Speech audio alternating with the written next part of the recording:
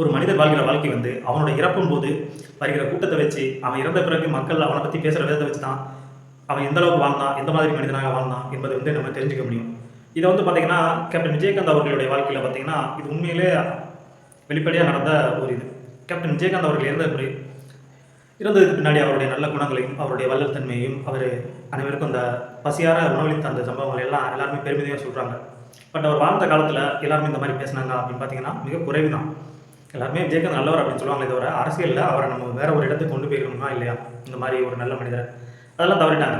அப்படி இருக்கும்போது ஒரு ஒரு வாழும் நாட்களிலேயே அவர்களை பற்றி அவர்களை நல்ல அளவில் பேசாமல் அவர் இறந்ததுக்கப்புறம் பேசி என்ன ஆகுது, அவர்களுக்கு அது தெளிவாக போகிறது. ஆனால் நம்ம காலகாலமாக சொல்லிக்கிட்டு இருக்கிறது பார்த்தீங்கன்னா, ஒருத்தர் இறந்ததுக்கப்புறம் தான் அவர் எந்தளவுக்கு வாழ்ந்திருக்காரு அப்படின்னு தெரியும். அவர் இருக்கிற போதே அவங்கள நல்ல நிலைமையில் கொண்டு போய் வாழ வைக்கணும். சில நல்ல மனிதர்கள் இருந்தாங்கன்னா அவங்க வெளிப்படுத்த அவங்களை பாராட்ட தயங்கக்கூடாது. இந்த மாதிரி நல்ல பண்புகளை நம்ம வளர்த்துக்கணும்.